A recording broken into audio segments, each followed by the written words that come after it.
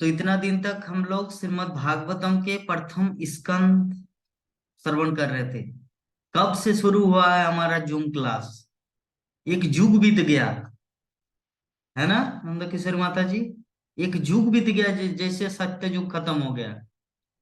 कब से कोरोना काल के समय से हमारा श्रीमद् भागवतम प्रथम स्कंद आज खत्म हुआ। अभी हम लोग द्वितीय स्कंद में प्रवेश करते। द्वितीय स्कंद का अभी हम लोग चर्चा करेंगे। बहुत दिन हो गया, सोच रहे थे कि ये प्रथम स्कंद ही नहीं खत्म हुआ तो पूरा भागवतम कैसे हम लोग स्टडी कर पाएंगे। तो समय हम सबको मिला है कृष्ण कथा वर्णन करने में, इसीलिए हम लोग अभी चर्चा करते हैं द्वितीय स्कंद। द्वितीय स्कंद में क्या है? ईश्वर अनुभूति का प्रथम सोपान, अर्थात भगवत साक्षात्कार का पहला रियलाइजेशन, पहला स्टेप, फर्स्ट रियलाइजेशन। तो पहला श्लोक है ओम नमो भगवते वासुदेवाय। हे सर्वव्यापी भगवान, मैं आपको सादर नमस्कार करता हूं। तो वासुदेवाय का अर्थ है वसुदेव के पुत्र कृष्ण को, क्योंकि वासुदेव कृष्ण के नाम संकीर्तन से मनुष्य दान तथा तप के सारे शुभ फल प्राप्त कर सकता है। अतएव ओम नमो भगवते वासुदेवाय नामक इस मंत्र के कीर्तन से श्रीमद् भागवत का रचयिता, वक्ता या कोई पाठक आनंद स्वरूप परमेश्वर कृष्ण को सादर नमस्कार करता है। श्रीमद् भागवत के प्रथम स्कंद में सृष्टि के नियमों का वर्णन है, अतः प्रथम स्कंद को सृष्टि कहा जा सकता है। इसी प्रकार द्वितीय स्कंद में सृष्टि का परिवर्तित दृश्य जगत वर्णित है। इस स्कंद में विभिन्न लोकों का वर्णन भगवान के विराट शरीर के विभिन्न भागों के रूप में किया गया है। इस कारण से इस द्वितीय स्कंद को दृश्य जगत कहा जा सकता है। द्वितीय स्कंद में 10 अध्याय हैं और इन 10 अध्यायों में श्रीमद् भागवत का ध्येय एवं ध्येय के विभिन्न लक्षणों का वृत्तांत। पहले अध्याय में कीर्तन की महिमा का वर्णन है और यह ऐसी विधि का संकेत करता है जिससे नवदीक्षित भक्त भगवान के विश्व रूप का ध्यान कर सकता है। इसके प्रथम श्लोक में सुखदेव गोस्वामी महाराज परीक्षित के उन प्रश्नों का उत्तर देते हैं जिनमें उन्होंने एक मरणासन्न मनुष्य के कर्तव्य के बारे में पूछा था। महाराज परीक्षित को सुखदेव गोस्वामी का स्वागत करते हुए हर्ष हो रहा था और उन्हें गर्व था कि वे कृष्ण के अंतरंग सखा अर्जुन के वंशज। वे व्यक्तिगत रूप से अत्यंत विनीत एवं सौम्य थे, लेकिन उन्होंने प्रसन्नता व्यक्त की कि कृष्ण उसके पितामह पांडु के पुत्रों एवं विशेष रूप से उनके पितामह अर्जुन पर अत्यधिक प्रसन्न थे। क्योंकि भगवान कृष्ण महाराज परीक्षित के परिवार से सदैव प्रसन्न रहते थे, अतएव महाराज परीक्षित के मरणासन्न होने पर आत्म साक्षात्कार की विधि में सहायता पहुंचाने के लिए सुखदेव गोस्वामी को भेजा गया था। तो महाराज परीक्षित अपने बाल्यकाल से भगवान कृष्ण के भक्त थे, अतएव उनका कृष्ण के प्रति सहज स्नेह था। सुखदेव गोस्वामी इस निष्ठा को जानते थे, अतएव उन्होंने राजा के कर्तव्य के विषय में प्रश्नों का स्वागत किया। क्योंकि राजा ने यह संकेत किया था कि प्रत्येक जीव का चरम कर्तव्य भगवान कृष्ण की सेवा करना है। अतएव सुखदेव गोस्वामी ने इस सुझाव का स्वागत करते हुए कहा, क्योंकि आपने कृष्ण विषयक प्रश्न पूछे हैं, अतएव आपका प्रश्न अत्यंत महिमामय है। प्रथम श्लोक का अनुवाद इस प्रकार है, नीचे दिया गया है। वो तो सिर्फ मंगलाचरण था। पहला श्लोक ये है। श्री शुक वाच वरीयानेषु ते प्रश्न कृतो लोकहितं नृपा आत्मविद सम्मतो पुंसाम श्रोतव्यादिषु जो परा। सुखदेव गोस्वामी ने कहा, हे राजन, परीक्षित महाराज को बोले, आपका प्रश्न महिमामय है, क्योंकि यह समस्त प्रकार के लोगों के लिए बहुत लाभप्रद है। इस प्रकार इस प्रश्न का उत्तर श्रवण करने का प्रमुख विषय है और समस्त अध्यात्मवादियों ने इसको स्वीकार किया। तात्पर्य, यह प्रश्न स्वयं में ही इतना उत्तम है कि श्रवण करने सुनने का सर्वश्रेष्ठ विषय। ऐसा प्रश्न करने तथा श्रवण करने मात्र से मनुष्य को सर्वोच्च जीवन सिद्धि प्राप्त हो सकती है। क्योंकि भगवान कृष्ण आदि परम पुरुष है, अतः उनके विषय में कोई भी प्रश्न मौलिक तथा पूर्ण है। भगवान श्री चैतन्य महाप्रभु ने कहा है कि जीवन की चरम सिद्धि कृष्ण की दिव्य प्रेमा भक्ति प्राप्त करना है। क्योंकि कृष्ण विषयक प्रश्नोत्तर मनुष्य को दिव्य पद प्रदान करने वाले हैं, अतः कृष्ण दर्शन के विषय में महाराज परीक्षित के प्रश्न अत्यंत महिमामय। महाराज परीक्षित अपने मन को पूर्ण रूप से कृष्ण में लीन करना चाहते थे, और ये कृष्ण के असामान्य कार्यकलापों के श्रवण मात्र से ही संभव है। उदाहरणार्थ भगवत गीता में कहा गया है कि कृष्ण के आविर्भाव, तिरोधान तथा उनके लीलाओं की दिव्य प्रकृति को समझ लेने मात्र से ही मनुष्य तुरंत भगवत धाम को वापस जा सकता है, और इस दुखमय भौतिक जगत में फिर कभी लौट नहीं है, कभी नहीं लौटता। तो अतः सदा ही कृष्ण के विषय में श्रवण करना बहुत शुभ होता है। महाराज परीक्षित ने इसीलिए सुखदेव गोस्वामी से प्रार्थना की वे कृष्ण के कार्यकलापों का वर्णन करें, जिससे वो अपना मन कृष्ण में पवित्र कर सके। कृष्ण के कार्यकलाप साक्षात कृष्ण से अभिन्न है। जब तक मनुष्य कृष्ण के ऐसे दिव्य कार्यकलापों को सुनने में मग्न रहता है, तब तक वो इस जगत के बद्ध जीवन से विलग रहता है। कृष्ण की कथाएं इतनी मंगलमय है कि वे वक्ता, श्रोता तथा जिज्ञासु को परिशुद्ध बना देती है।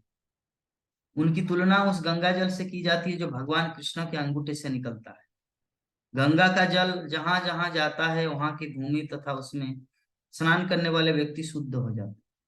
इसी प्रकार कृष्ण कथाएं इतनी शुद्ध है कि जहां भी इनका कथन होता है, वो स्थान उनके श्रोता, जिज्ञासु, वक्ता तथा अन्य सारे संबद्ध लोग परिशुद्ध हो। ये द्वितीय स्कंद का प्रथम अध्याय का पहला श्लोक था, जिसमें सुखदेव गोस्वामी परीक्षित महाराज को प्रशंसा की। क्या प्रशंसा किए कि हे प्रभु, परीक्षित महाराज को बोल रहे सुखदेव गोस्वामी कि भगवान श्री कृष्ण विषयक मेरे प्रभु, मेरे ध्यान के विषय, जो समस्त जगत मंगल करने वाले कृष्ण कथा एक मरणासन्न व्यक्ति के लिए क्या कर्तव्य है, इस विषय में जो आपने जो प्रश्न किया, ये बहुत ही श्लाघनीय है, अर्थात एप्रिशिएट करने योग्य है, सराहनीय है। ये परीक्षित महाराज को वो सराहना की। कौन? सुखदेव गोस्वामी। तो ये जो प्रश्न है हमारे प्रत्येक व्यक्ति के जीवन में इंपॉर्टेंट है, क्योंकि किस समय हम लोग इस संसार को छोड़ देंगे कोई पता नहीं, किसी को नहीं पता। इसीलिए मरने से पहले व्यक्ति को क्या करना चाहिए, सबका उल्लेख पर हुआ है।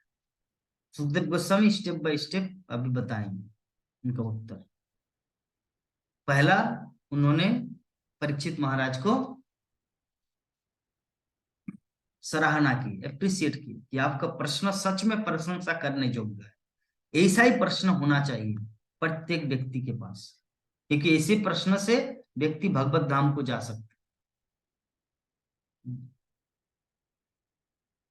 तो सुखदेव गोस्वामी आगे वर्णन कर रहे हैं कि लोगों के पास प्रश्न तो बहुत है, सुनने को भी बहुत है, बहुत कुछ है, लेकिन आपने जो प्रश्न किया वो सबसे उत्तम है।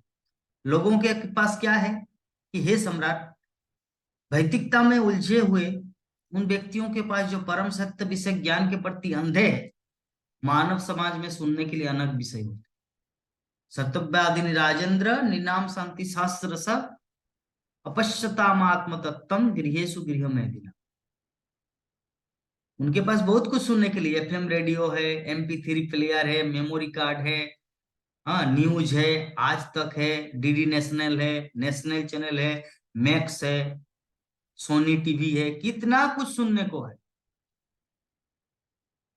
तो शास्त्रों में दो चीज का वर्णन हुआ है, एक है गृहस्थ, एक है गृह मेधी। गृहस्थ वो है जो अपनी पत्नी तथा बच्चों के साथ रहते हैं, लेकिन परम सत्य की अनुभूति के लिए आध्यात्मिक जीवन बिताते। और गृह मेधी वो है जो केवल पारिवारिक सदस्यों के लाभ के लिए जीवित रहते हैं। चाहे संयुक्त परिवार में हो या छोटे परिवार में रहे, और वे अन्यों से ईर्ष्या करते हैं। गृहमेधी जो होते हैं वो क्या करते हैं, अपने जीवन का लक्ष्य होता है अपने परिवार को देखना, जस्ट आगे दुनियादारी क्या हो रहा है कोई फर्क नहीं पड़ता। हम्म। गृहस्थ क्या करते हैं, अपने बच्चों के साथ मिलकर वो सुंदर कृष्ण भक्ति करते हैं, और कृष्ण भक्ति करते हुए वो अपने जीवन को व्यतीत करता है। लेकिन जो गृहमेधी होता है वो सिर्फ अपने बच्चे को देखता है और दूसरों से ईर्ष्या करता है, यह गृहमेधी। तो गृहमेधी क्या करते हैं, केवल पारिवारिक मामलों में रुचि दिखाते हैं। और जो व्यक्ति पारिवारिक रुचि ज्यादा दिखाते हैं ना, वो दूसरों के प्रति ईर्ष्यालु ऑटोमेटिकली। तथापि एक गृहमेधी का दूसरे गृहमेधी से अच्छा संबंध नहीं रहता, और व्यापक रूप से एक जाति समाज राष्ट्र स्वार्थ रुचि में होने के कारण जाति समाज या राष्ट्र से अच्छे संबंध नहीं रखते। इस कलियुग में सारे गृहस्थ एक दूसरे से ईर्ष्या करते हैं, क्योंकि वो परम सत्य के ज्ञान के प्रति अंधे हैं। उनके पास सुनने के लिए अनेक प्रकार के विषय है, यथा राजनीतिक, वैज्ञानिक, सामाजिक, आर्थिक आदि, लेकिन अल्प ज्ञान के कारण वे जीवन के घोर कष्टों, जन्म मृत्यु जरा तथा व्याधि के दुखों की परवाह नहीं करते। वास्तव में मनुष्य जीवन तो जन्म मृत्यु जरा तथा व्याधि का अंतिम हल खोज निकालने के लिए, लेकिन भौतिक प्रकृति के द्वारा मोहग्रस्त होने के कारण गृह में भी आत्म साक्षात्कार के विषय में सब कुछ भूल जाते। जीवन की समस्याओं का अंतिम हल तो भगवत धाम को वापस जाना होता है। भगवत गीता के अष्टम अध्याय के 16 नंबर श्लोक में कहा गया है कि जो व्यक्ति भगवत धाम को जाते हैं, न तद भासेत सूर्य न शशांक न पावक, जदगत्ता न निवर्तन्ते तद धाम परमम मम। भगवत धाम में वापस जाने की विधि क्या है, भगवान तथा उनके गुण, लीलाओं, साज समान तथा विविधता के विषय में श्रवण करना। तो मूर्ख लोग इसे नहीं जानते। जो मूर्ख होता है वो इस तथ्य को नहीं जानते कि जीवन में शांति का सूत्र कृष्ण कथा श्रवण है। वो तो प्रत्येक नाशवान वस्तु के पीछे नाम रूप आदि के विषय में कुछ ना कुछ सुनना चाहते हैं, और वो ये नहीं जानते कि सुनने की इस प्रवृत्ति का सदुपयोग परम कल्याण के लिए किस तरह किया जाए। सबके घर में टीवी है, और टीवी में क्या आता है, क्राइम पेट्रोल, सीआईडी, अदालत, ये सब बहुत सीरियल आते रहते, सास बहू का झगड़ा या सास बहू की झगड़ी, ऐसे में लोग टाइम पास करते। सुनने की प्रवृत्ति सबके अंदर है कि मुझे सुनना है, देखना है, लेकिन अगर वो कृष्ण कथा श्रवण हो तो बहुत हमारा नैया पार, मतलब हमारा जीवन उद्धार हो सकता। लोग क्या है ना, भ्रांत है, पूरी तरह भ्रमित है, तो वे परम सत्य के नाम रूप गुणों आदि के विषय में कुछ मिथ्या साहित्य भी तैयार कर लेते, काल्पनिक साहित्य, काल्पनिक सीरियल, काल्पनिक धारावाहिक। अतः मनुष्यों को चाहिए कि वो केवल अन्यों से ईर्ष्या करने के लिए गृह में न बने, उसे शास्त्रों के आदेश अनुसार असली गृहस्थ बनना चाहिए। गृहस्थ बनना कोई खराब चीज नहीं है, गृहस्थ का जो नियम है उसको पालन करना। निद्रया हिर्यता नक्तम व्यवयाने च वावया दिवाचार्थे हया राजन कुटुम्बाभरणे नवा। ऐसे ईर्षालु गृहस्थ, गृहमेधी का जीवन रात्रि में या तो सोने में या मैथुन में रत रहने तथा दिन में धन कमाने या परिवार के सदस्यों के भरण पोषण में बीतता है। जो गृहमेधी होता है उनका जीवन ऐसे बीतता है। तो वर्तमान जो मानव सभ्यता है मुख्यतः रात्रि में सोने तथा मैथुन करने और दिन में धन कमाने में और उसे परिवार के भरण पोषण हेतु खर्च करने के सिद्धांतों पर आधारित। इस तरह मानव जीवन, मानव सभ्यता जो है ना, भागवत विचार द्वारा, भागवतम के द्वारा वो निंदित है। भागवतम में इस तरह का विचार नहीं दिया गया है।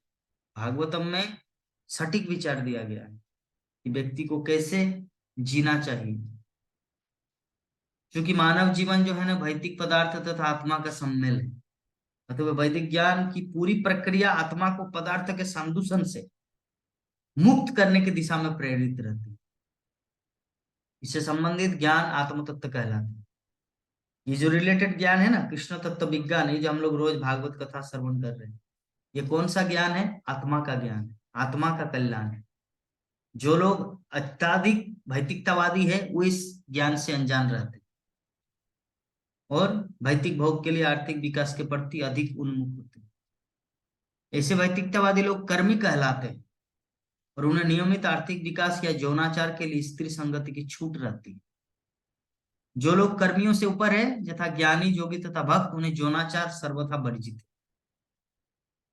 ये जो संभोग है, सेक्स लाइफ, ये सिर्फ भौतिकतावादी लोग जो कर्मी है उनके लिए, जोगी ज्ञानी भक्त के लिए नहीं है। कर्मी लोग आत्म तत्व से बहुत कुछ विहीन होते हैं और इस तरह उनका जीवन बिना किसी आध्यात्मिक लाभ के बीत जाता है।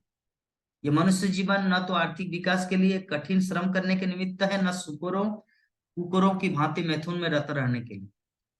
ये तो भौतिक जीवन की समस्याओं तथा उनके फलस्वरूप उत्पन्न कष्टों का हल ढूंढने के लिए है मनुष्य जीवन।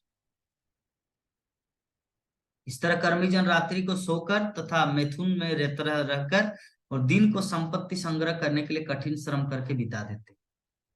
ऐसा करके वे भौतिकतावादी जीवन के स्तर को ऊंचा उठाने का प्रयास करते।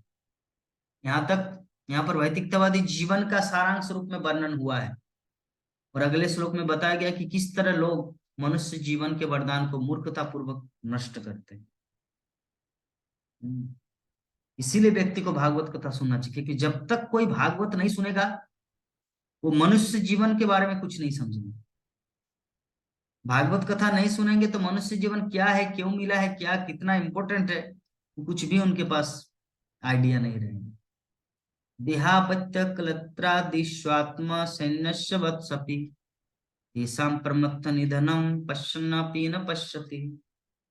आत्म तत्व से विहीन व्यक्ति जीवन की समस्याओं के विषय में जिज्ञासा नहीं करते, क्योंकि वो शरीर, बच्चे तथा पत्नी रूपी विनाशोन्मुख सैनिकों के प्रति अत्यधिक आसक्त रहते। पर्याप्त अनुभवी होने के बावजूद भी वे अपने अवश्यम भावे मृत्यु को नहीं देख पाते। जो गधा होता है, बकरी क्या करते हैं, एक बकरी लाइन में लगा हुआ, 8-10 बकरी लाइन में एक एक करके काटा जा रहा है। तो एक बकरी पहले को काटा गया, लेकिन सेकंड वाला बकरी घास खाता है चुपचाप। उनको पता ही नहीं है कि 2 मिनट के बाद उनको भी बलि दिया जाए। तो ये मूर्ख जो भी व्यक्ति भागवत कथा नहीं सुनते ना, उनकी स्थिति ये बकरी की तरह है, देख के भी नहीं देख पाते। पश्चन अपि न पश्यति। तो ये जो जगत है ना, इस जगत को कहा जाता है मर्तलोक। मर्तलोक, मर्तलोक मतलब जिसका जन्म हुआ है उसका मृत्यु निश्चित है। जातस्य ध्रुवं मृत्यु ध्रुवं जन्म मृत्यु सच। जिनकी आयु लाखों वर्ष होती है, उस ब्रह्मा से लेकर कुछ ही पलों तक जीवित रहने वाले जीवाणुओं तक, ये सब जीवन संघर्ष कर रहे हैं। कैसे जीना है, कैसे खाना है, कैसे रहना है। इस तरह ये जीवन एक प्रकार से भौतिक प्रकृति के साथ युद्ध की तरह है, जिनमें सबकी मृत्यु होनी है। तो मानव योनि में जीव इस विकट संघर्ष को समझने में सक्षम होते। मानव शरीर जो मिला, दूसरे जीवन में ये संभव नहीं है। कुत्ता जब बनते हैं, बंदर बनते हैं, चींटी, उस समय वो भी बहुत प्रयास करते हैं अपने जीवन को रक्षा करने के लिए, लेकिन उनके पास उस समय ये सोचने का, समझने का ये कैपेसिटी नहीं रहता कि मैं क्यों ऐसा कर रहा हूं, मैं पागल की तरह क्यों भटक रहा हूं, मेरा ओरिजिनल उद्देश्य क्या है जीवन में। तो जीव, लेकिन ये जो है संसार, वर्तमान जो लोगों की जो स्थिति है ना, उसी पशु पक्षियों की तरह है। परिजनों, समाज, देश इत्यादि के प्रति अत्यधिक आसक्त रहने से वो अपनी शारीरिक शक्ति, बच्चे, पत्नी, संबंधी जनों इत्यादि की सहायता से दुर्जय भौतिक प्रकृति पर विजय पाना चाहते। यद्यपि अपने विगत अनुभवों तथा पूर्वगत दिवंगत वंशजों के उदाहरणों से अत्यधिक अनुभवी बन जाता, तो भी हमारे नाना, परदादा, दादा, दादी सब मर गए, फिर भी सोचता है कि वो मर गया, मैं नहीं मर, तो भी वह नहीं देख सकता कि तथाकथित लड़ने वाले सैनिक अर्थात बच्चे, परिजन, समाज के सदस्य तथा देशवासी इस महान संघर्ष में सभी विनाशशील। मनुष्य को इस तथ्य की छानबीन कर लेनी चाहिए कि उसका पिता या माता या पिता का पिता पहले दिवंगत हो चुका है, मतलब सब मर चुके हैं। अतः उसकी भी मृत्यु अवश्य संभावनी है। इसी प्रकार उसके बच्चे भी जो अपने बच्चों के पिता होंगे यथासमय मर जाएंगे। भौतिक प्रकृति के साथ इस संघर्ष में कोई भी नहीं बचेगा। मानव समाज का इतिहास इसे पूर्णतः सिद्ध करता है।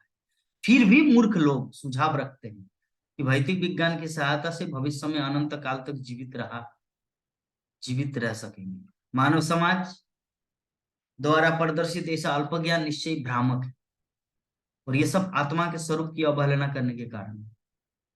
इस भौतिक जगत का अस्तित्व स्वप्न तुल्य है, लाइक ए ड्रीम, जो इसके प्रति हमारी आसक्ति के कारण है। अन्यथा जीवात्मा तो सदा ही भौतिक प्रकृति से भिन्न है। प्रकृति का महासागर समय की तरंगों से आंदोलित होता रहा है, और तथाकथित जीवित अवस्थाएं फैन के बुदबुदों के सदृश है, जो हमारे समक्ष सशरीर पत्नी, बच्चे, समाज, देश इत्यादि के रूप में प्रकट हो। आत्मा के स्थायी परिस्थितियों की व्यर्थ खोज के पीछे मूल्यवान मानवीय शक्ति समय बर्बाद करते हैं, और इस जगत में ये असंभव है। हमारे मित्र, कुटुंबी तथा तथाकथित पत्नी एवं बच्चे न केवल विनाशशील है, अपितु जगत की बाह्य चौकाचौंध से मोहग्रस्त, अतः वो हमें बचा नहीं सकते। फिर भी हम सोचते हैं कि हम परिवार, समाज या देश के घेरे में सुरक्षित हैं। तो मानव सभ्यता जो है इस प्रकार संपूर्ण भौतिकतावादी विकास सबकी सजावट जैसे, जब कोई व्यक्ति मर जाता और उनको अगर फूल माला देके सजाया जाए तो वो क्या जिंदा होगा? तो प्रत्येक व्यक्ति सब तुल्य है इस संसार में, जो कुछ दिनों तक अपने पंख फड़फड़ाता है, फिर भी मनुष्य की सारी शक्ति सबको अलंकृत करने में व्यर्थ जाती है। सुखदेव गोस्वामी मोहग्रस्त मानवीय कार्यकलापों की वास्तविक स्थिति का दर्शन कराकर मनुष्य के कर्तव्य की ओर संकेत कर रहे हैं। जो लोग आत्म तत्व ज्ञान से विहीन है वो दिग्भ्रमित है, लेकिन जो भगवत भक्त है और जिन्होंने दिव्य ज्ञान की पूर्ण अनुभूति है वो मोहग्रस्त नहीं होते। तो हम सबको सदैव दिव्य ज्ञान से विभूषित रहना है। हर परिस्थिति में श्रीमद् भागवत का ज्ञान को हम लोगों को धारण करना है। श्रीमद् भागवत का ज्ञान ही मानव समाज का ज्ञान है, बाकी ज्ञान ज्ञान नहीं है, वो सब अज्ञान है। इस प्रकार हम लोग श्रीमद् भागवतम के प्रथम स्कंद का उस पाठ में, और इस पाठ में द्वितीय स्कंद का पहला अध्याय का 1, 2, 3, 4 श्लोक के ऊपर डिस्कस किए। अगर किसी प्रकार का कुछ प्रश्न है तो पूछ सकते हैं, अन्यथा हम लोग कथा को यहीं पर विराम देंगे। हरे कृष्ण। नंद किशोर माता जी कुछ क्वेश्चन है? नहीं प्रभु जी, क्वेश्चन। उमाशंकर प्रभु जी कुछ क्वेश्चन है?